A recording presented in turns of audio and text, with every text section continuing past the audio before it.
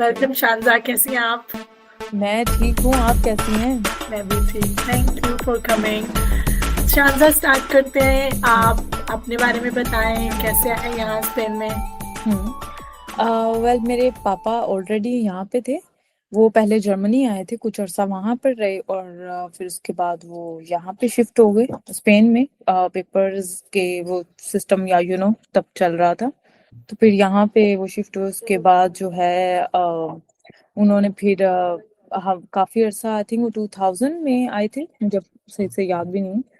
और वो फिर उन्होंने अपना एक छोटा सा काम यहाँ स्टार्ट किया। फिर हम लोग मतलब 2010 में फिर हम लोग आ गए यहाँ पे। आपकी क्या एज थी जब आप आए? छोटे थे बिल्कुल? मैं वो छोटी थी, अगर मैं गलत नहीं तो आई मैं 13 की थी और समथिंग, क्योंकि मैं नाइन्थ अभी स्टार्ट करने वाली थी। एट्थ अभी मतलब खत्म की थी पाकिस्तान में। बोर्ड की एग्जाम्स दिए थे मैंने, मुझे याद है। और फिर साथ ही नाइन्थ जो है वो यहाँ पे आके फिर स्टार्ट की थी। यहाँ पे आके सबसे पहला इम्प्रेशन क्या क्या लगा आपको यहाँ पे? ये क्या है? ये सब क्या है? यही था मेरा क्योंकि ऑफ कोर्स आप एक क्योंकि मैं एक गांव विल से बिलोंग करती हूँ पाकिस्तान से। तो लाहौर के करीब, तो वो फिर हमारा माहौल और तरह का था। और जब आप एक इस तरह के माहौल में आते हो तो आपको होता है कि ये क्या क्या है, मतलब मैं एडजस्ट कैसे करूंगी इसमें, इन लोगों में, क्योंकि आपके दोस्त हैं सारे वहाँ पे पाकिस्तान में। एक मतलब आप एक अलग कल्चर और सारा कुछ छोड़ के आप एक अलग जगह पे उनके कल्चर को अडॉप्ट करना, उनकी लैंग्वेज को अडॉप्ट करना, तो वो था कि शौक, आप कह सकते हैं, मुझे मेरे लिए शॉकिंग चीज थी। कुछ आइडिया था यहाँ पे आने से पहले कि स्पेन कैसा होगा, वहां पे क्या क्या होता है क्या नहीं? मतलब बाबा कुछ बताते थे या बिल्कुल ही सरप्राइज यहाँ पे आके? नहीं, कोई आइडिया नहीं था कि स्पेन कैसा होता है, बस इतना पता था कि वो वहाँ की, सॉरी, बट मुझे ऐसा लगता था वो लोग बहुत साफ सुथरे हैं, दैट्स इट। यही मुझे आइडिया था, मुझे और कुछ नहीं, क्योंकि आपको पता है हमारे पाकिस्तान में चीजें कैसी होती, तो मुझे बस यही आइडिया था पिक्चर्स वगैरह देख के कि ये तो बड़ी, इनकी गलियां साफ होती हैं, इनके एरियाज बड़े साफ होते हैं, यही पता था, और कुछ भी पता नहीं था इस कल्चर के बारे में। कल्चर और कंट्री ऑफ कोर्स दोनों के बारे में नहीं पता था, कोई तो आइडिया फिर नहीं था। कैसे रहे स्टार्ट में दिन? सबसे पहले डिफिकल्टी क्या थी? क्या मुश्किलात आई या क्या आपको अच्छा लगा आते यहाँ पर? मुझे मुश्किलात तो अब कुछ मत पूछिए, मैं रोती थी, मैं डर के क्लास में नहीं जाती थी, मैं रोती थी। और मैं जब स्कूल में डर एंटर, किस चीज का? सॉरी। पर क्योंकि मैं अकेली स्टूडेंट थी उस टाइम पे अपनी क्लास में। और जिस स्कूल में मैं पढ़ती थी, मैं सिर्फ दूसरी या तीसरी पाकिस्तानी एक जो स्टूडेंट थी। और फिर ये होता था कि वहाँ के लोगों को ऑफ कोर्स हमारे ड्रेसिंग और ये सब थोड़ा वियर्ड लगता था। तो हम्म। वो अब पता, आई डोंट नो कि उसे आप किस सेंस में लेंगे, लेकिन मैं जब भी क्लास में एंटर होना तो उन्होंने मतलब मुझे देख के हंसना, और मैंने थोड़ा इग्नोर्ड फील करना, या मेरे साथ होता था ये सब। कि उन्होंने इसे फील करना, और फिर मुझे टीचर ने अलहदा, एक आप इमेजिन कर सकते हो, मैं एक अलहदा बैठती थी कॉर्नर में। क्योंकि मुझे लैंग्वेज भी नहीं आती थी, समझ में भी नहीं आता था कि क्या मतलब पढ़ा क्या रहे हैं। तो फिर मैंने रोते रहना कि मैं क्लास में, मैंने एक दिन तो मैंने कहा कि मैं क्लास में बिल्कुल भी नहीं जाऊंगी, क्योंकि आप स्टूडेंट्स ने घर आके बताते थे? नो, क्या आप क्या बताओगे घर आके? तो फिर घर पे नहीं बताती थी, पर मैं एक जो एक आपकी कौनसरखेड़िया जो होती है, मैं वहां पे एक हम्म। जगह थी, तो मैं वहां बैठ जाया करती थी, मैं क्लास में नहीं फिर जाती थी। बट फिर मेरी एक टीचर थी और वो बहुत अच्छी थी। वो नॉर्मली जो है वो जितने भी लोग मतलब आए थे पाकिस्तान से या दूसरी कंट्री से, तो उनको हेल्प करती थी। तो उनसे फिर मैंने शेयर किया, मैंने रोया, मैंने कहा मुझे नहीं समझ आता, और ऊपर से स्टूडेंट्स इस तरह मुझे ट्रीट करते हैं, मेरी कोई फ्रेंड्स नहीं है, कोई कुछ नहीं है, मैं क्या करूँ यहाँ पे आके। एंड आहिस्ता आहिस्ता फिर उन्होंने समझाया कि नहीं, फिर उन स्टूडेंट्स की एक दो दफा जाकर उन्होंने उनको भी बताया कि ये वो एक अलग मुल्क से आई है, आ, उसका आप लोगों से सब डिफरेंट है, तो उसको एक स्पेस दो, अपनी उसको आप अपने आप में, मतलब अपने लोगों में क्या थोड़ा सा उसको शामिल होने दो, और उसको बताओ उन्होंने आप लोग स्पेशल कैसे। ये क्लास में जाके बोला? एग्जैक्टली इस क्लास में जाके बोला। फिर एक दो स्टूडेंट आई, उन्होंने फिर कहा कि नहीं नहीं, हम आज के बाद ऐसा है कुछ नहीं करेंगे एंड एवरीथिंग। फिर क्लास में गई, हुआ उसके बाद चेंज ये आया था, वो मुझसे बात नहीं करते थे। टोटली वो मुझसे बात नहीं करते थे। फिर मैंने एक्सेप्ट कर लिया, मैंने कहा नहीं मैं, और उस टाइम पे हुआ ये था मेरे साथ कि मैंने ये चीज एक्सेप्ट कर ली थी कि मैं इन सबसे अलग हूँ। तो हम्म। मेरी मतलब कोई फ्रेंडशिप नहीं हुई किसी से, तो अलग अलग ही मतलब रही। फिर मेरी एक पाकिस्तानी एक और आ गई, जिनके साथ अभी तक मेरी बहुत अच्छी क्लोज हम फ्रेंड्स हैं। तो हम दोनों मतलब फिर हो गए। फिर मुझे थोड़ा सा वो हौसला हो गया कि नहीं, अब मैं एक नहीं हूँ, अब हम दो हैं। तो हम दो फिर जो दोनों जाने फिर जो है हम लैंग्वेज का सारा कुछ हम इकट्ठे ही किया करते थे। एग्जाम्स प्रैक्टिस सब कुछ मतलब इकट्ठे। तो फिर वो मुझे एक मिल गया, चांस मिल गया एक अपने उस रहने में, अपने फ्रेंड के साथ रहने में। मुझे भी पता लगा कि मेरी भी अब एक दोस्त है, अब मैं अकेली नहीं हूँ यहाँ पे। तो वो पीरियड बहुत डिफिकल्ट था मेरे लिए।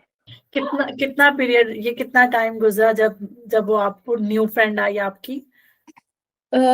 ऑलमोस्ट 2 साल या इस तरह से ऊपर था टाइम। 2 साल तक कोई फ्रेंड नहीं आपका? नो नो नो, 2 साल, हाँ 2 साल और कुछ टाइम था। कोई फ्रेंड्स नहीं, कोई कुछ नहीं। मैं इवन जब ब्रेक टाइम होता तब भी अकेले।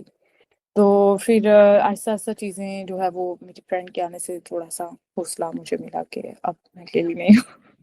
अब चलिए अगर कॉर्नर में इस बैठेंगे पे तब दो जाने बैठेंगे। चलिए इस पे बाद में आएंगे। फिर अच्छा, फिर स्पेन जुबान का, लैंग्वेज का, आई आई सपोज यहाँ पे आके ही सीखी फिर? वो भी पाकिस्तान से कोई आइडिया नहीं था? नो, मुझे मैंने सुना भी नहीं था स्पेनिश जो है कोई लैंग्वेज भी होती है, पता ही नहीं था।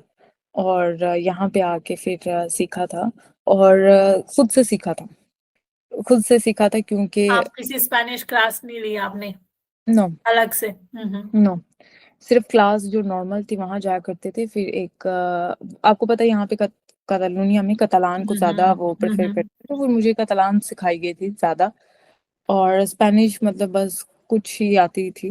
उसके बाद मुझे मेरी टीचर से जब मैंने रिक्वेस्ट की कि मुझे थोड़ा सा इसमें भी आगे जाना है कि स्पेनिश भी मतलब आए, कि समझ आए क्लास में वो क्या बात करते हैं, तो उन्होंने फिर मुझे रिकमेंड किया था कि आप बुक्स पढ़ा करेंगे इस तरह। तो फिर लाइब्रेरी जाके बुक्स पढ़नी और वहां से थोड़ा बहुत सीखा। फिर जब लास्ट ईयर था, आई रिमेम्बर मेरी टीचर ने एक हमें रख के दी थी, ट्यूशन रख के दी थी। तो वहां पे हम जो है सीखते थे, जो है फिर सीखते थे तो वहां पे इम्प्रूव की। कितना टाइम लगा आपको स्पेनिश सीखने में, लैंग्वेज सीखने में, कतालान हो या स्पेनिश हो? आई थिंक 1 साल तो लगा था, 1 साल से ऊपर तो हो गया था सीखते हुए लैंग्वेज। क्योंकि इवन मेरी नज़र में अब मैं अभी भी सीख रही हूँ। हम्म। क्योंकि अभी भी मैं कुछ पढ़ती हूँ, कोई नया वर्ड सीख लेती हूँ, अच्छा ये हम्म। वर्ड इसका मतलब ये है। तो वो एक आपका जो जर्नी है वो खत्म नहीं होता सीखने वाला, वो तो कंटिन्यू रहता है, सीखते ही रहते हैं आप। लेकिन मैंने वैसे 1 साल तक हो नहीं, गया था सब। जब रेगुलर क्लासेस के लिए, वो जो नॉर्मल क्लासेस के लिए, उसके लिए आप फिर आ गई थी, साल के बाद आप नॉर्मल हाँ, क्लासेस लेना शुरू हो गई थी? हाँ जी, वो फिर मेरा 1 साल के बाद नॉर्मल हो गया था। और फिर अच्छा, फिर आपने क्या डिसाइड किया कि क्या पढ़ना है, क्या करना है जब यहाँ पे आए? कि आपको पता था कि यहाँ के सिस्टम कैसे, प्राइमरी होता है, फिर इंस्टीट्यूट तो होता है, फिर यूनिवर्सिटी हो जाए, अगर आपको क्या, कैसे इन सब का कैसे पता चला? फर्स्ट ऑफ ऑल मुझे पता ही नहीं था कि यहाँ पे वो जैसे आप बता रहे हैं ना कि होती है सो होती है, फिर बाचिरात होती है, ये सब कुछ भी नहीं पता था। और एक वो कहता है ना, वो जब एक आप किसी कुएं में छलांग लगा देते हैं विदाउट नोइंग नथिंग, तो मेरा वो वाला हिसाब था।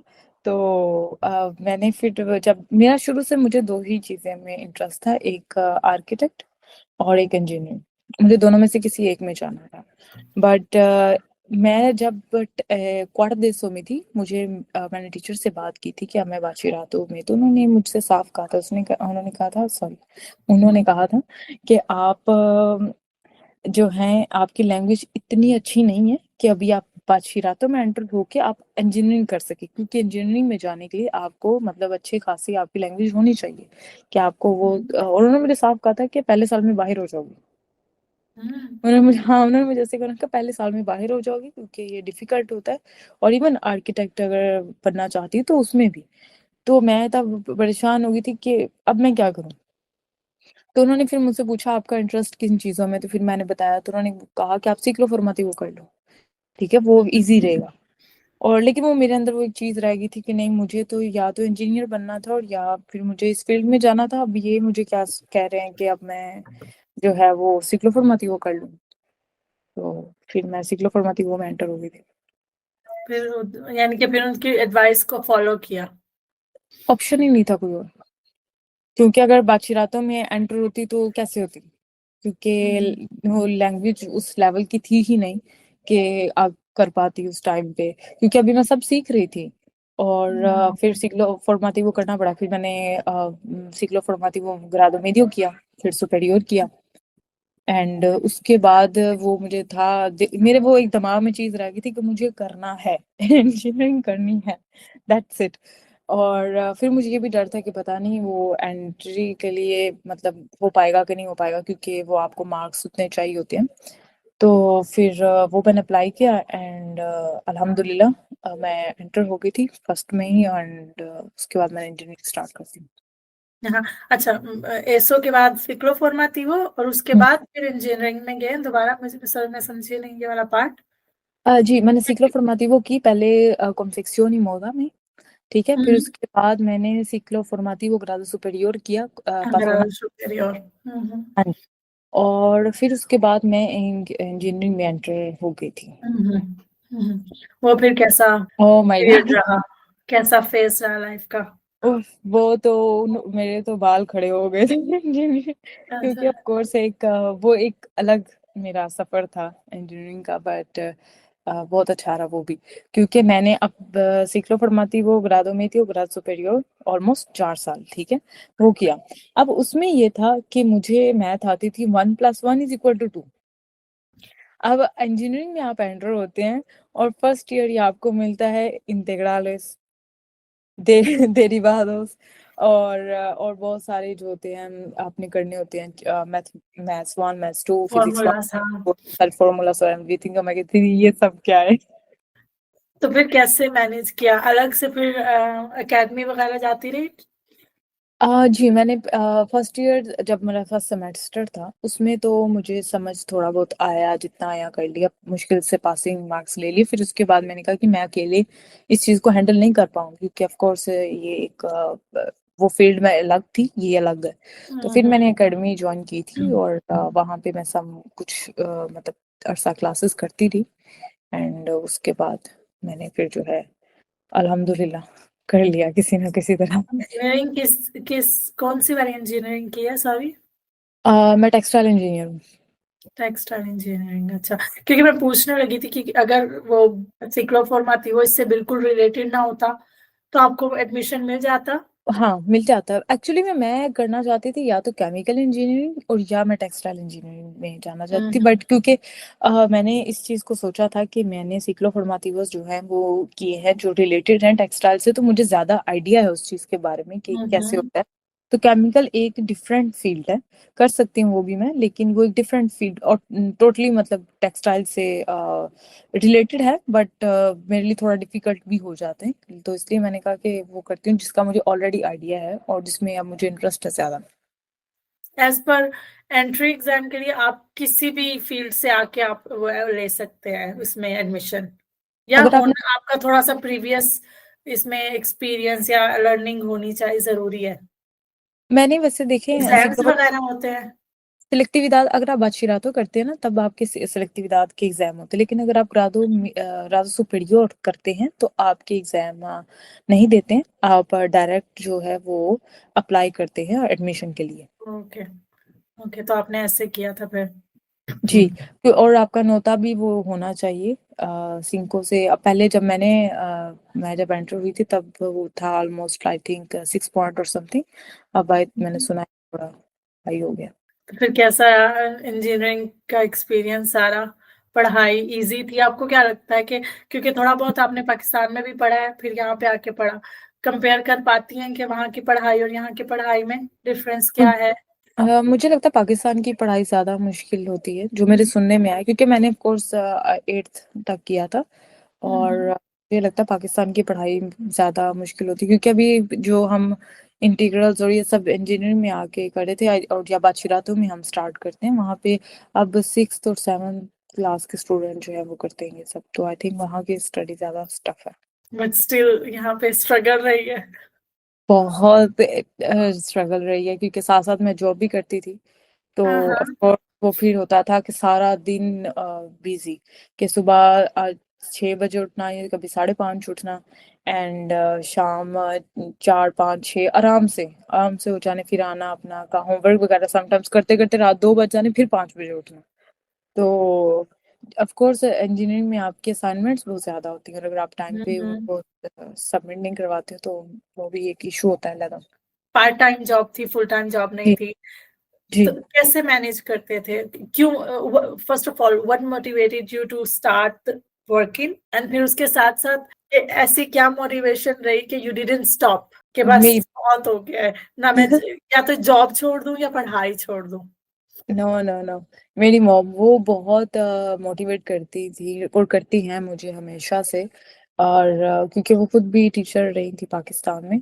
तो इवन मेरे साथ एक और इंसिडेंट होता था जो मैं भूल गई आपको बताना। मेरी मामा टीचर थी, तो उनकी अभी रिटायरमेंट नहीं हुई थी, तो उन्होंने 6 6 महीने के लिए पाकिस्तान चले जाना। तो मतलब मैं 2 नहीं 3 3 काम कर रही होती थी, घर का भी, जॉब भी एंड स्टफ। तो लेकिन वो मुझे कहती रहती थी तुम कर लोगी, तुम कर लोगी, देखना तुम एक दिन कर लोगी तुम। और जब मैं कहती थी कि मामा इंजीनियरिंग मुझसे नहीं हो पाएगी, क्योंकि मैं जब देखती थी, लैंग्वेज देखती थी और पेपर देखती थी, तो मैं कहती थी ये सब क्या है, मैं कैसे करूंगी। तो उन्होंने मुझे कहा नहीं नहीं नहीं, तुम कर लोगी, तुम कर लोगी, बस लगी रहो, छोड़ना मत, कर लोगी। और वो मुझे हमेशा जो है सपोर्ट करती रही इस चीज में, तो पहुंच गई अपने मुकाम पे। तो वैसे जॉब के साथ काफी डिफिकल्ट था ये एक पीरियड। हम्म। अब मतलब आप इवन जब जॉब कर रही होती थी, मुझे याद है मैं क्या करती थी, मैं एक अपने फोन में रिकॉर्ड करती थी अपना सारा लेक्चर जो मुझे समझना होता था दोबारा। मैं वो फिर जब काम पे होती थी, मैं अपने हेडफोन लगा के वो सुनती थी अपनी रिकॉर्डिंग, अच्छा, ताकि मुझे उनकी याद हो। कैन यू टेल जॉब क्या थी? वेल मैं एक तो पहले मैं जब स्टार्ट किया था, जब मैंने 16 की एज से जो है स्टार्ट कर दिया था काम करना। मेरे पापा की एक दोस्त थी यहाँ पे, उनका कंस्ट्रक्शन के जो है ना वो काम था, तो उनके ऑफिस में उनको समटाइम्स जो है ना चीजें ऑर्गेनाइज करने के लिए और ये सब करने के लिए कुछ, हम्म। तो मैं फिर उनके ऑफिस में जो है वो काम करती थी ओके। पार्ट टाइम, कुछ घंटे, मतलब 3 to 4 आवर्स अप्रोक्सीमेटली। फिर उसके बाद मैं अपने पापा के साथ जो है वो अकाउंट्स का, जैसे हमारी लॉन्ड्री, तो उसके साथ फिर का काम हैंडल करना सारा, कि सब डिलीवरी के लिए रेडी है नहीं रेडी है, खुद प्रिपेयर करने, लोगों के लिए सामान सारा रेडी करना।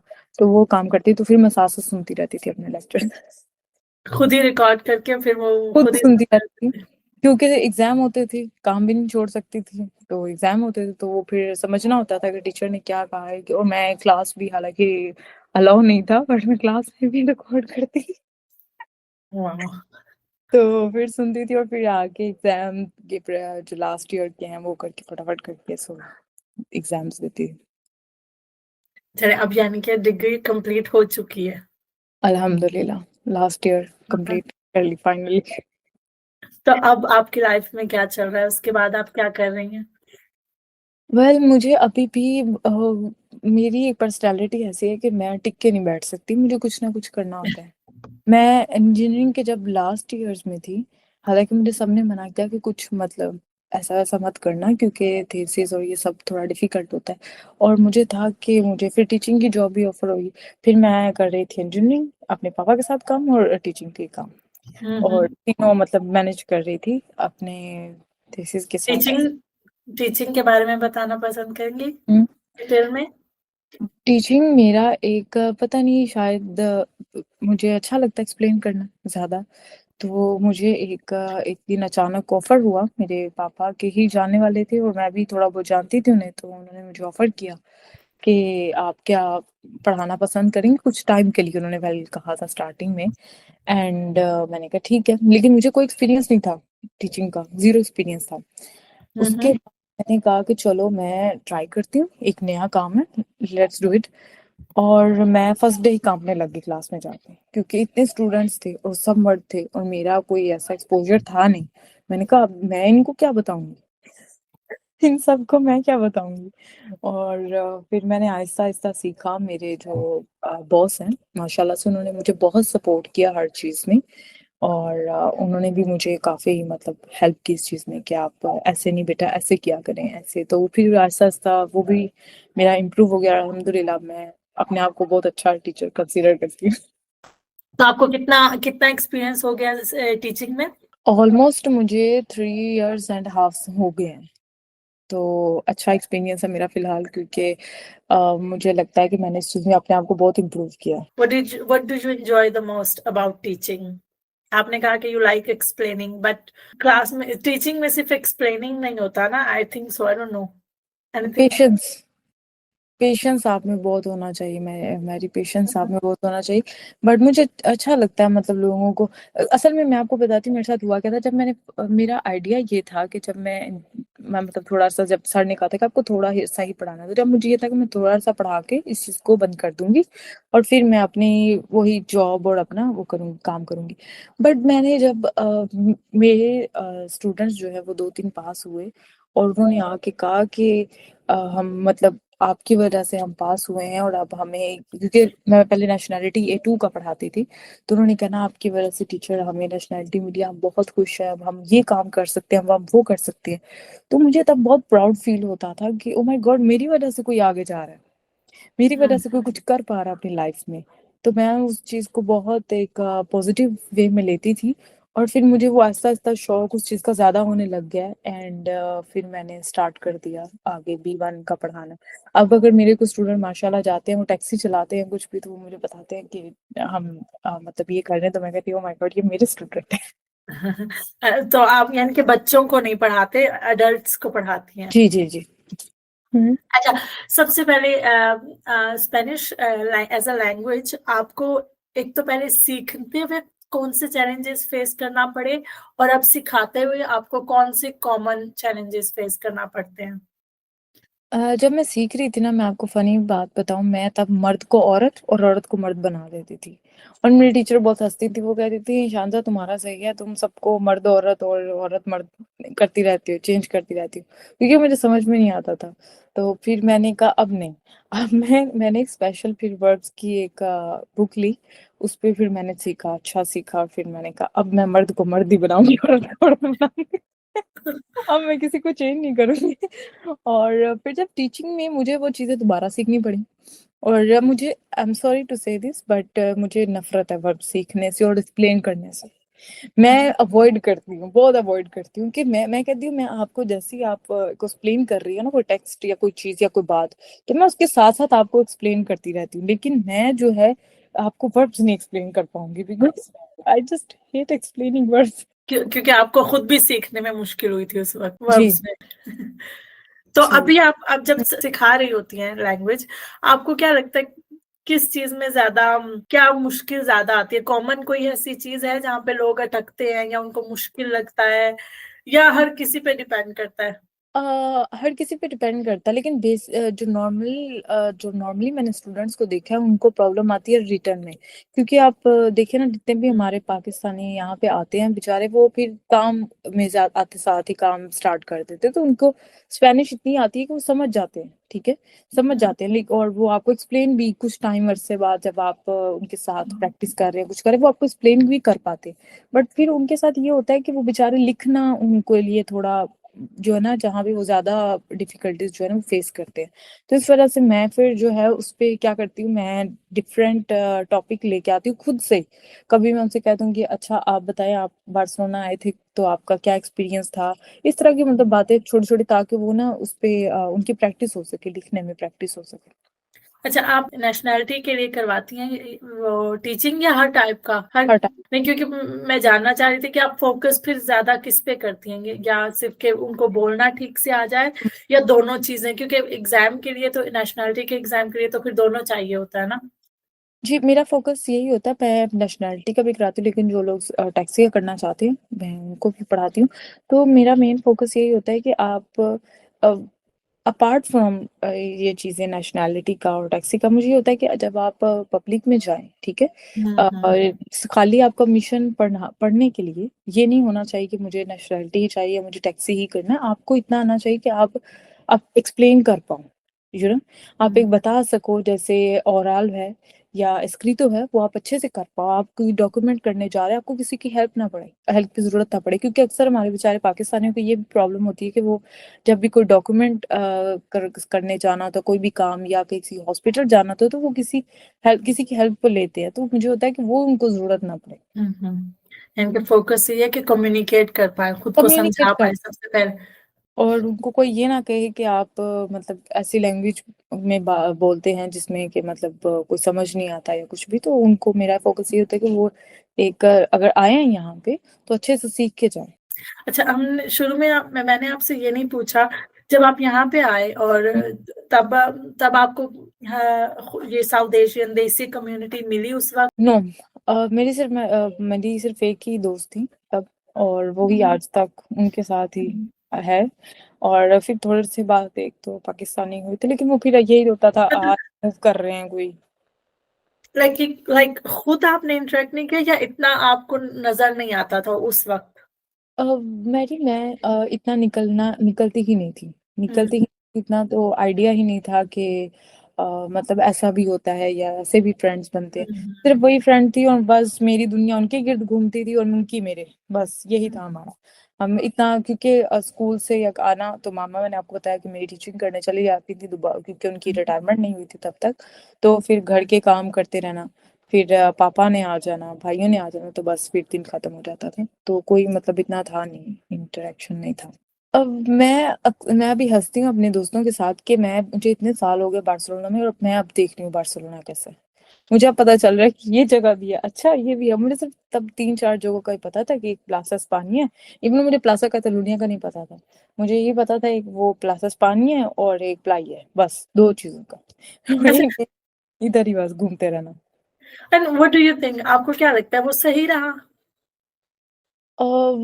वेल आई थिंक एक सेंस में ठीक था, बट एक में गलत है, क्योंकि फिर मुझे ये था कि जब मैं सही तरह से मतलब लोगों के साथ मेरा मिलना जुलना हुआ स्टार्ट टीचिंग की जॉब के साथ साथ, क्योंकि फिर मैं, और फिर मतलब इवेंट्स वगैरह आप लोगों के साथ मिलना, फिर मुझे ये मेरे में डिफिकल्टी आना शुरू हो गई थी कि जिस चीज़ से मुझे बहुत प्रॉब्लम होता था, मैं समझ नहीं पाती थी लोगों को। हम्म। मुझे समझने में मसला होने लगी, क्योंकि मुझे तो सिर्फ मेरी एक दोस्त का ही पता था कि वो ऐसी है, मुझे पता था मैं ऐसी हूँ, तो वो उसके अलावा मुझे पता ही नहीं था। एक्सपोजर नहीं रहा कोई। इतना एक्सपोजर नहीं रहा, तो मुझे बहुत डिफिकल्टी होती थी कि चीजें लोगों को पहचानने में, या ये मेरी वाकई ही दोस्त हैं या नहीं है। मतलब इन चीजों में मुझे बहुत, अभी तक मुझे इन चीजों से प्रॉब्लम होता है, क्योंकि आप इमेजिन करिए 4 साल हुए होंगे और समथिंग कि मैंने निकलना स्टार्ट किया, और अब मैं पब्लिक से थोड़ा मेरा इंटरेक्शन है, तो लेकिन मुझे डिफिकल्टी होती है इस चीज में अभी भी। How how did the job, ये जो आप जॉब कर रही हैं, how hmm. Did this help you to open up a little bit in the public? मुझे मेरे में कॉन्फिडेंस नहीं था, क्योंकि कोई ऐसा इवेंट नहीं थे, अटेंड नहीं किए थे कभी या कुछ भी नहीं था, तो वो कॉन्फिडेंस नहीं था।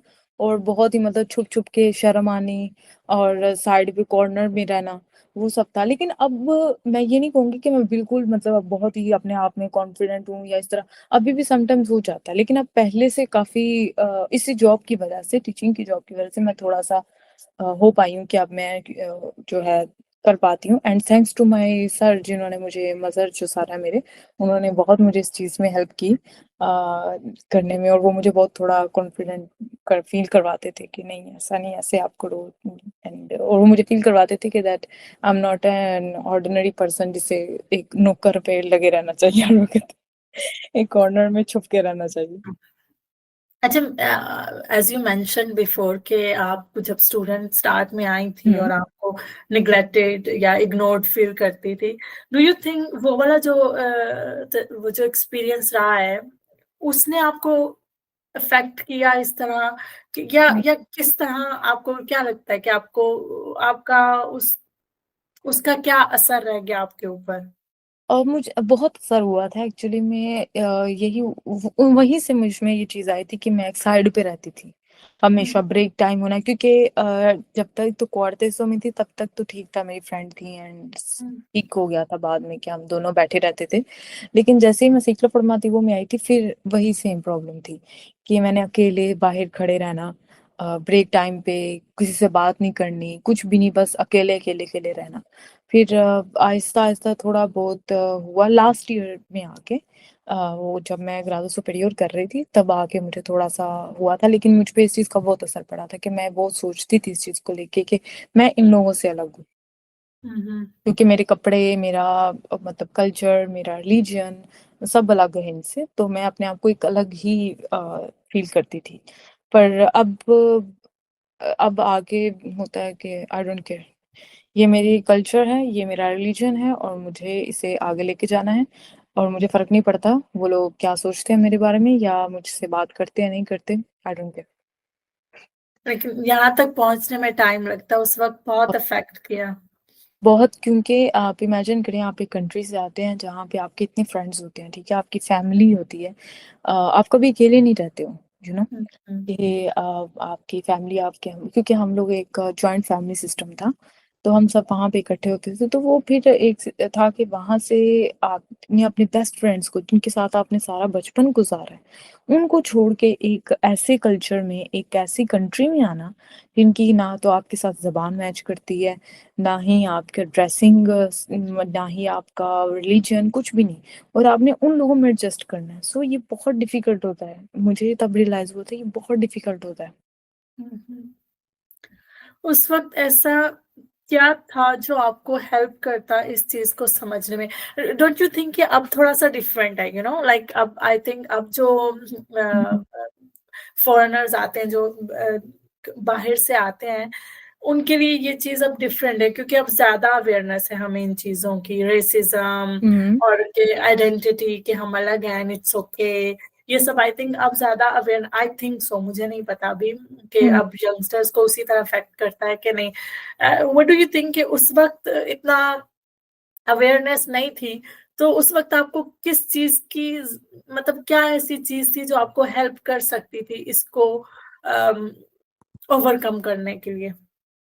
आई थिंक अगर जैसे अभी मैंने जो चीज़ देखी है, हम लोग काफ़ी अब हमारे, आपने आप भी मतलब हम ग्रुप्स में हैं और सारा कुछ, हम लोग एक दूसरे से अब बात कर पाते हैं इस चीज़ के ऊपर। उस टाइम पे ये सब नहीं था। उस टाइम पे अगर किसी चीज़ से आप सफ़र कर रहे हो तो आप खुद ही सफ़र कर रहे हो, कि अब ये है ना कि आपके ग्रुप्स हैं, आप किसी से बात कर सकते हो, आप अपनी प्रॉब्लम शेयर कर सकते हो, ठीक है, आपको अगर कुछ इस तरह, वो फर्स्ट ऑफ ऑल अब ये जो रासिस्तास वाला सिस्टम है, अब वो है ही नहीं है, क्योंकि अब इतनी हमारी कम्युनिटी इतनी होगी, हमारे लोग माशाल्लाह से इतने हो गए हैं कि स्कूल में, कॉलेजेस में, यूनिवर्सिटीज में, तो अब वो चीज़ है ही नहीं। लेकिन उस टाइम पे बहुत थी, उस टाइम पे बहुत थी, क्योंकि पूरे पूरे स्कूल में आप सिर्फ 2 या 3 स्टूडेंट हुआ करते थे जो मतलब आउट ऑफ कंट्री थे। तो बाकी ये था कि अब तो मतलब आपको हर तीसरा या चौथा बंदा जो है वो ऐसे मिलता है, तो अब वो चीज़ रेसिज्म वाली रही नहीं है, लेकिन उस टाइम पे बहुत थी, बहुत थी। और आप समझा भी नहीं सकते थे ना, घर में आके आप क्या बताएं? ऑफ कोर्स, आप क्या बताएंगे कि मुझे लोग ऐसे बोलते हैं क्योंकि मैं ऐसे कपड़े पहनती हूँ, बिकॉज मैं शलवार कमीज पहनती थी और मुझे आदत नहीं थी जीन्स और ये सब चीज़ों की। हम्म। अब घर पे आके क्या बताते कि मुझे इस चीज़ की वजह से तंग किया जा रहा है, और क्योंकि मैं दुपट्टा लेती हूँ इस चीज़ की वजह से तंग किया जा रहा है। सो मैं थोड़ा वियर्ड फील होता था उस टाइम पे ये सब, लेकिन अब मैं प्राउडली कहती हूँ, मैं मुझे मेरे कपड़े, मुल्क के कपड़े पसंद हैं एंड मुझे वो पहनूंगी। तब मजबूर हो जाते थे। हाँ। हाँ। वो वाला सफर, यानी कि उस सोच से इस सोच तक के सफर कैसा, कहाँ कैसे पहुंचे इस तक? What do you think? वह वेल, उससे ये था कि उस टाइम पे इतना कोई चीज़ें, कॉन्फिडेंस नहीं था अपने आप पे अंदर के, कैसे करूंगी अगर क्योंकि उस टाइम पे ये बहुत डर रहता था, क्योंकि आप इमेजिन करें आपकी पूरी क्लास में सब ने वो जीन्स और अपने वो उसमें कपड़ों में आए हैं, और एक आप अलग, एक कलरफुल कपड़ों में, शलवार कमीज और दुपट्टे में आप बैठे हुए हैं, तो वो एक बहुत डिफरेंट, और शर्म और डर और मतलब जीरो कॉन्फिडेंस, कुछ भी नहीं। और फिर उसके बाद आप आहिस्ता आहिस्ता आपको ये चीज़ समझ आना शुरू होती है, क्योंकि आप अलग फील करते हो एक्चुअली में उस टाइम पे। लेकिन जब आहिस्ता आहिस्ता आपका टाइम गुजरता रहता है, आप कहते हो मैं अलग नहीं हूँ, मैं हम्म। अलग नहीं हूँ, मैं ऐसी, मतलब ये मेरा कल्चर है, ये मेरा रिलीजन भी है, मेरा कल्चर है, और मैं ऐसी ही हूँ। अगर मैं, ये लोग मुझे अडॉप्ट नहीं कर पा रहे या ये लोग मुझे समझ नहीं पा रहे, तो ये मेरा मसला नहीं है। हम्म। तो मेरी कुछ स्पेनिश फ्रेंड बने बाद में, एंड मैं अभी भी उनके साथ टच में हूँ, एंड हम लोग बहुत मतलब क्लोज फ्रेंड्स हैं। और वो मुझे, उन्होंने एक दिन एक दफ़ा बात कही थी, जो मेरे, हालांकि वो भी मतलब इन्हीं के कपड़े वगैरह, उनका स्टाइल सब भी ऐसा ही था। तो उन्होंने मुझसे एक दफ़ा बात की कि शांसा, अगर तुम बुर्का भी पहन के हमारे सामने बैठती ना, तो हम तब भी तुम्हें एक्सेप्ट करते, तब भी तुम हमारी अच्छी ही दोस्त होती, क्योंकि तुम, हाँ, क्योंकि तुम ऐसी ही हो, ठीक है, और हमने अब भी तुम्हें ऐसे ही एक्सेप्ट किया है। तो वो चीज मुझे बड़ा, वो एक दिल में रहेगी कि सब एक जैसे नहीं होते हैं। वो लोग ऐसे थे, उन्होंने मुझे ऐसे एक्सेप्ट नहीं किया था, पर ये मेरे जो दोस्त हैं, इन्होंने मुझे ऐसे एक्सेप्ट किया। उन्होंने कहा कि whatever you were, we just accept you, क्योंकि तुम हमारी दोस्त हो। एक पॉइंट पे आके हमें समझ आ जाती है कि दोस्ती ना सिर्फ लुक्स से होती है, ना सिर्फ स्टेटस से होती है, कुछ नहीं, it's just the person you are with, like you are comfortable with. या जिससे आपकी वाइब मैच होती है, हम्म। तो वो चीज होती है। और वो जब होती है, तो वो लोग इस चीज की परवाह नहीं करते हैं कि आप क्या पहनते हो, क्या नहीं पहनते हो, आप हम्म। कल्चर से आए हो, आपका रिलीजन क्या है, बट कुछ आई थिंक फर्क नहीं पड़ता। पर आई थिंक ये एज पे भी डिपेंड होता है ना। जब आप 15 16 17 के होते हैं तो आपको बहुत मैटर करता है, आपको लगता है कि जिंदगी ही खत्म हो गई है यहाँ पे।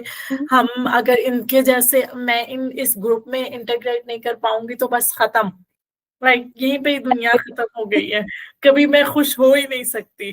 फिर Aahista Aahista I think time के साथ आपको समझ आती है कि नहीं, मैं ठीक है, मैं ऐसी हूँ, वो ऐसे हैं, it's fine.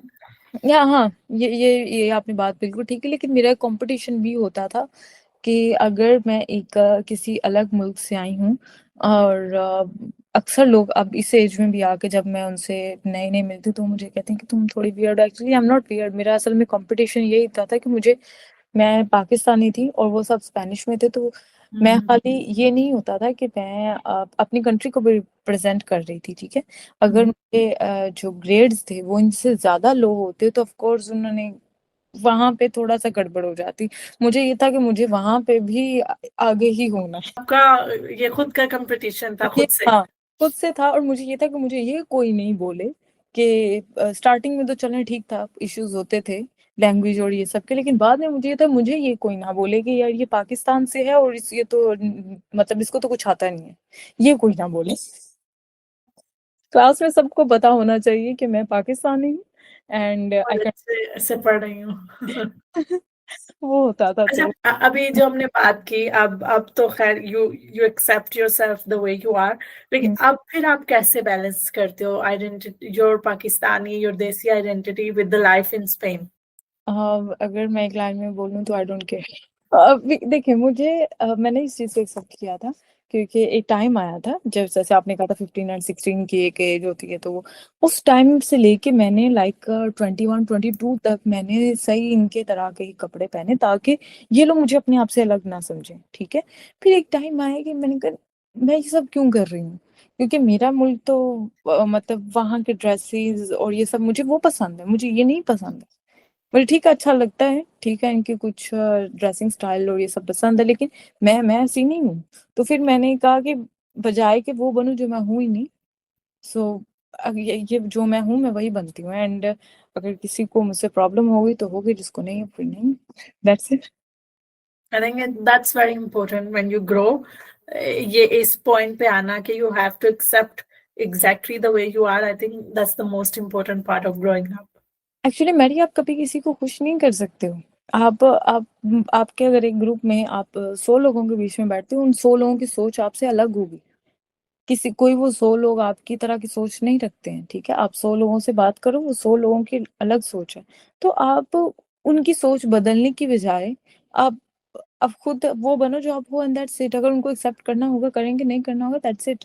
But that's true यार, मैंने काफी साल कोशिश की कि मैं जीन्स और ये सब पहनती थी कि यार मैं इन लोगों की तरह की लगूं, कि मतलब ये मुझे अपने आप से अलग ना समझे। पर फिर यार एक टाइम है, मैंने कहा यार मैं क्यों करे जा रही हूँ ये सब, जब मैं कंफर्टेबल ही नहीं हूँ। It's natural, I think. मैंने अभी खुद के एक्सपीरियंस, और जब आप किसी से बात करते हो, सबका यही होता है, एक एज होती है, you just want to be the part of the group. आपको ये था कि मैं अलग नहीं होना चाहती, मैं जैसे ये है, एंड आपको लगता है कि यही कामयाबी है, इसी से ही आपको चलना है, and you want to be. और कुछ लोग होते हैं, कुछ उस चीज से नहीं निकल पाते, बहुत सारे लोग उस चीज से नहीं निकल पाते। आई थिंक वही मैं बात कर रही हूँ कि द एक्चुअल ग्रोथ इज कि आपको रियलाइज करना कि जरूरी नहीं है, जरूरी नहीं है कि अगर आप एक ग्रुप में या एक उस आइडेंटिटी में फिट नहीं आ रहे हो तो इट्स ओके। मैं ऐसी ही हूँ। Exactly, that's absolutely fine. आप हर बंदे की, वही ना, वही बात आ जाती फिर से कि आप हर बंदे की तरह नहीं हो सकते हैं। आपको एक मास्क नहीं लगाना पड़ता। Exactly, you have your own personality, यार, you have your own brain, your personality and everything. It's your, अल्लाह ताला ने आपको एक मतलब अलग बनाया उनसे, ठीक है। वो, और हम्म। ये नहीं कि वो भी सब एक जैसे हैं, वो भी अलग अलग किस्म की उनकी पर्सनालिटीज होती है, और आपकी भी अलग है। और अच्छे बुरा नहीं है, I think there are lot of Spanish good people. Hmm. बहुत सारे देसी भी ऐसे हैं कि जो अच्छे, इतने अच्छे नहीं हैं, सो आई मीन इट्स नॉट अच्छा बुरा। आई थिंक पर्सनली, अगर मैं उसी ग्रुप में जिससे जो मुझे एक्सेप्ट नहीं करते थे, अगर मैं अब आके उन्हें मिलती, तो चीजें बहुत डिफरेंट होती हैं उस टाइम। अब मैं उनको बता पाती हूँ। एंड आई विश कि मैं उनसे कभी मिलूं और मैं उनको बता पाऊं कि the way you guys treated me at that time, देखो आप। Because, sorry Mary, I don't know आप ये चीजें ऐड कर सकते नहीं, because they literally called me terrorist जब मैं क्लास में एंटर होती थी। Oh my god. Can you imagine that कि एक बंदा नया आया जिसे लैंग्वेज नहीं आती है, सिर्फ उसके, क्योंकि उस टाइम पे पाकिस्तान में भी थोड़े इश्यूज चल रहे थे, लिटरली कॉल्ड मी व्हेन, जब मैं क्लास में एंटर होती थी, हे टेररिस्ट आ गए, ये आ गए। तो आप कैसा फील करते हो ऐसे जगह पे? हाँ, वही फिर जो आप बार बार बोल रहे हो कि कॉन्फिडेंस नहीं था, फिर ऐसे बच्चा में जो आप, जो नया आ रहा है, उसको ऐसे बातें सुनने में कहाँ से कॉन्फिडेंस आएगा। Exactly exactly. और वो फिर ऊपर से आपको समझ भी कुछ भी नहीं आ रहा कि वो टेररिस्ट का वर्ड तो समझ आ रहा है, बाकी सब समझ थोड़ा में। वो, हाँ, आप आप, खुद को आप डिफेंड भी नहीं कर सकते हम्म, उस वक्त। कोशिश की थी मैंने उनसे फ्रेंड बनने की कि हो जाए सब, लेकिन नहीं, फिर मैंने उसके बाद छोड़ दिया था। मैंने कहा क्यों मैं अपना टाइम वेस्ट कर रही हूँ ऐसे लोगों पे। बीच में एक दो अच्छे भी थे, वो मतलब ना, मतलब एक पॉजिटिव साइड पे थे ना नेगेटिव साइड पे थे, न्यूट्रल थे, तो उन्होंने कभी तो मतलब इस तरह कहानी तंग नहीं किया, इस तरह कुछ नहीं किया, बट हाँ, लेकिन उसके बाद मैंने कहा था नहीं, अगर वो नहीं बनना चाहते तो दैट्स इट। आई थिंक एक एज पे आके ना हम इन चीजों को बहुत लाइट लेना शुरू कर देते हैं, बट वी फॉरगेट कि how this messes up with us. हमारी मेंटल हेल्थ को एक पॉइंट पे आके बहुत बुरा इफेक्ट किया होता है। बहुत बहुत करते हैं आपकी मेंटल हेल्थ को ये चीजें इफेक्ट, बट मैं भी थोड़ी सी थी कि मतलब क्या फर्क पड़ता है। मुझे भी असल में ना, उस टाइम पे ये हुआ था कि इतना रह रह के ना, मैं भी एक वो अपनी एक लाइफ में एडजस्ट हो चुकी थी, अकेले रहने की लाइफ में, हम्म। कि बस अपना अपने आप से मगन किताबें पढ़ते रहना। क्योंकि आपको पता है उस टाइम पे फोन तो मेरे ख्याल से मुझे मिला था जब मैं कॉलेज में गई थी, वो भी क्योंकि दूर था तो पापा ने दिया था कि ये पता करने के लिए। बट उससे पहले ये होता था, किताबें पढ़ते रहना, पेंटिंग्स बनाते रहना, ये सब करना, सिलाई का शौक था, वो करते रहना। मतलब वो मेरी वो एक लाइफ। हाँ, तो वो एक मेरी कोर लाइफ जो है वो एक हो गई थी, ऐसे हो गई थी। तो मुझे इतना फिर नहीं हो, मुझे मेरी स्पेस पसंद थी और अभी भी है। Hmm. I love my space. मुझे वो मेरा वो एक जो रूम में है, मुझे लगता है मेरी दुनिया इसी रूम में है, बस इसके बाहर नहीं है। अच्छा, तो अभी ये सर ना कि अब आप जो पुराने क्लासमेट्स हैं उनको जाके कुछ बोल सकते हैं, अगर आपको अभी मौका मिले to hmm. Go back in time, तो आप हम्म। क्या बोलोगे? सब स्पेनिश में बोल डालूंगी। मैं उनसे यही कहूंगी कि अगर मैं ऐसी थी तो ये मैं मतलब गलत नहीं थी, मैं कोई बुरी बच्ची नहीं थी। एंड बस उनसे ये कहना चाहूंगी कि मैं आप लोगों की जैसी ही थी और हूँ। बस फर्क इतना था कि मेरी शायद ट्रेडिशंस, मेरा शायद पहनावा और ये सब आप लोगों से मैच नहीं करता था, बट मैं आप लोगों की जैसी हूँ। कोर्स हम और सब एक, सॉरी, हम सब इमोशंस रखते हैं, हम सब अपनी फीलिंग्स और सारा कुछ, दुख सुख सब हम सब रखते हैं, सो भी हम सब सेम है, बस हमारी कंट्रीज में, हमारे रिलीजन्स में, इन चीज़ों में फर्क आ जाता है। they don't need to hear that, they don't deserve that, I think इस पॉइंट पे आके they don't deserve। नो, बाकी that's true, they don't deserve it. अच्छा, what's your goal for future? Well, मेरी अब मुझे होता है मुझे रुकना नहीं है, मुझे किसी पॉइंट पे रुकना नहीं है, बिकॉज जब भी मैं रुकती हूँ तो मैं फिर मुझे लगता है कि कुछ हो गया मेरी लाइफ में। मैं अभी भी कुछ कर रही हूँ अपनी लाइफ में, चेंजेस काफी ज्यादा, जैसे और मैं वो चीज़ काम करने की ज़्यादा कोशिश करती हूँ जिससे मुझे डर लगता है। फॉर एग्ज़ाम्पल जब मैं इंजीनियरिंग में थी मुझे डर लगता था जो मतलब लैंग्वेजेज़ होती थी कंप्यूटर की सी प्लस प्लस, पाइथन, जावा इन सब से। सो जब मैंने मतलब डिग्री कंप्लीट कर ली सो आई थॉट अब क्यों ना इन पे हमला किया जाए। सो हम्म, तो अब मैं एक डाटा साइंस का कोर्स कर रही हूँ एंड ऑल्सो मैं कोशिश कर रही हूँ कि मैं C2 जो स्पेनिश है उनके एग्ज़ाम जो है वो प्रेज़ेंट करूँ। नाइस नाइस, इनके सीखना बंद नहीं करना है, आगे कंटिन्यू रखना है। क्यों सीखना क्यों बंद करें? दुनिया इतनी बड़ी है, इतना कुछ सीखने को है, सो व्हाई नॉट? और नबी पाक सल्लल्लाहु अलैहि वसल्लम ने भी तो कहा है कि आपके जितने सर पे बाल हैं आपको उतना पता होना चाहिए मतलब नाइस, अच्छा अच्छा। अब अगर आप आपने एडवाइस देनी हो कि कोई पाकिस्तान से या कोई इंडिया से या किसी ऐसे मुल्क से यहाँ पे स्पेन में आ रहा है, हुँ। मूव कर रहा है, स्पेशली गर्ल्स, आप उनको क्या क्या एडवाइस दोगी? कि फोकस सिर्फ अपनी एजुकेशन पे और अपनी ग्रोथ पे फोकस करें और इंडिपेंडेंट हों, ये बहुत ज़रूरी है। मुझे पहले ये चीज़ें समझ नहीं आती थी कि क्योंकि मेरी मामा ने भी कहते रहे ना कि इंडिपेंडेंट हो जाओ, तो मैंने कहा नहीं ये क्या है ये सब? लेकिन अब होता है कि नो, ये बहुत ज़रूरी होता है कि आप इंडिपेंडेंट हों। एंड ऑफ कोर्स मैं लड़कियों से ये भी कहना चाहूँगी कि आप इमोशनली जो है और स्ट्रॉन्ग हों, बहुत ज़्यादा। अब इसी पर टिप्स, एक इंडिपेंडेंट कैसे हो और हुँ। इमोशनली स्ट्रांग कैसे हो? फॉर मी देखिए मेरे लिए आसान तो नहीं होता है किसी के लिए भी मेरे ख्याल से जब आप इंडिपेंडेंट होने की बात करते हैं क्योंकि जब आप पाकिस्तान से नए नए यहाँ पे मूव होते हैं तो आप समझते हैं इस बात को कि कुछ काम अब वहाँ पे अक्सर लोगों की सोच यही होती है कि आप कुर्सी पे बैठ के करें ठीक है यहाँ पे आपको पता है छोटे मोटे काम मिल जाते हैं इवन मैंने भी किए हैं ठीक है तो मैं हम्म, स्टिचिंग का काम भी करती थी एक टाइम पे तो मतलब कुछ करना था तो क्यों नहीं तो मेरा ये होता है कि आप ये मत सोचें जब भी आप इंडिपेंडेंट होना चाहते थे मत सोचें ये काम छोटा होगा ये तो मैं कभी नहीं कर किया ये तो मैं मतलब करूंगी मैं ही क्यों करूं एंड ऑल दैट थिंग तो ये चीजें मत अपने उसमें लाएं आप कुछ मिल रहा है ना करें कोई देखें कोई ये कल को याद नहीं रखता आपके बारे में कि आप जो है मतलब आजकल का जो ट्रेंड है मैंने देखा लड़कियों में ज्यादा होता है कि एक्सपेंसिव चीजें खरीदना ही कोई याद नहीं रखता है ठीक है आप जब आप ग्रो कर जाते हैं ठीक है आपकी वो एक आप उस एक अपने लेवल पे पहुंच जाते हैं तो सब लोग ये याद रखते हैं कि ये अब कौन है